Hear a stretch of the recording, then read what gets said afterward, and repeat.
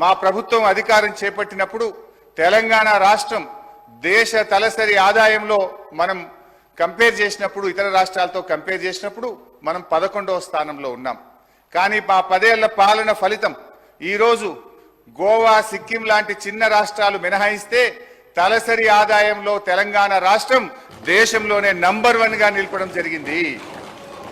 అధ్యక్ష, నేను అడుగుతా ఉన్న బట్టి గారిని, తలసరి ఆదాయం ఇంత గొప్పగా పెరిగిందంటే 10 ఏళ్ల మా పాలన ఫలితమా, 8 నెలల మీ పరిపాలనలో పెరిగిందా? దయచేసి చెప్పాలని చెప్పి నేను కోరుతా ఉన్నా. ఒకసారి గుండె మీద చేసుకొని చెప్పండి, ఎవరి పరిపాలనలో ఈ రోజు దేశంలో తలసరి ఆదాయంలో ఈ రాష్ట్రం మొదటి స్థానంలో నిలబడ్డది? అధ్యక్ష, 4.5 లక్షలు లేని జిఎస్డిపిని 14.5 లక్షల పైకి తీసుకుపోయింది మా బీఆర్ఎస్ పాలననా, మీ 8 నెలల కాంగ్రెస్ పాలననా అని నేను అడుగుతా ఉన్నాను. అధ్యక్ష, 2014లో దేశ జీడిపికి తెలంగాణ కాంట్రిబ్యూషన్ 4.1% అయితే ఈ రోజు అది 5% పెరిగిందంటే ఇది 10 ఏళ్ల మా శ్రమ ఫలితమా, 8 నెలల మీ డ్రామా ఫలితమా అని నేను అడుగుతా ఉన్నాను. అధ్యక్ష, 2013-14లో 1,07,00,000 ఉన్న పంటల ఉత్పత్తిని 4 కోట్ల టన్నులకు తీసుకుపోయింది మా పరిపాలన ఫలితమా, మీ 8 నెలల పాలననా అని నేను అడుగుతా ఉన్నాను. అధ్యక్ష, మేం వ్యవసాయానికి ఏం చెయ్యకుండానే 4 రెట్లు ఎక్కువ పంట పండిందా? తెలంగాణ రాష్ట్రం వచ్చినాడు కరెంటు పరిస్థితి ఏంది?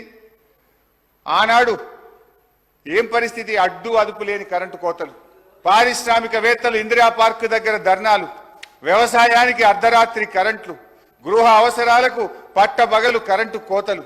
కానీ 6 నెలల్లోనే పరిస్థితి చక్కదిద్ది వ్యవసాయానికి చాలినంత కరెంట్ ఇచ్చాం.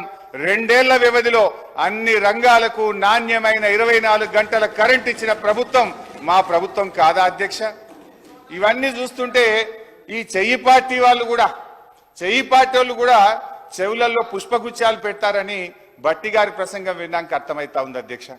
అధ్యక్ష, 5 దశాబ్దాల కాంగ్రెస్ పరిపాలనలో తెలంగాణ స్థాపిత విద్యుత్ సామర్థ్యం 7,778 మెగావాట్లు.